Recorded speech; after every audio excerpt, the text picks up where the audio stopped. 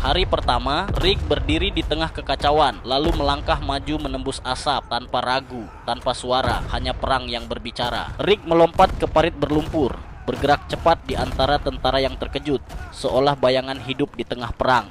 Rick berlari menerjang medan terbuka, peluru menghantam tanah di sekelilingnya, tapi ia terus maju tanpa henti.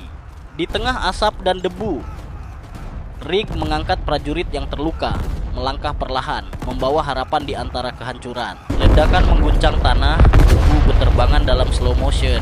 Namun Rick tetap berdiri dan melangkah maju tanpa goyah. Rick memasuki bunker gelap, bergerak senyap di antara bayangan. Setiap langkah penuh ketegangan menuju bahaya. Dia bergerak secepat kilat di dalam bunker. Refleks tajamnya membuat musuh panik, seolah menghadapi sesuatu yang tak bisa mereka pahami. Dia melangkah keluar dari bunker. Di hadapannya medan perang membara, dan ia kembali berdiri di tengah kehancuran.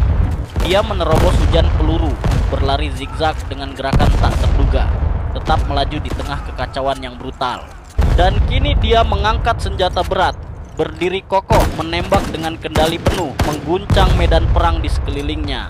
Di tengah kekacauan, Rick menarik, mengangkat, dan menuntun para prajurit menjadi jalan keluar di saat semua terasa runtuh.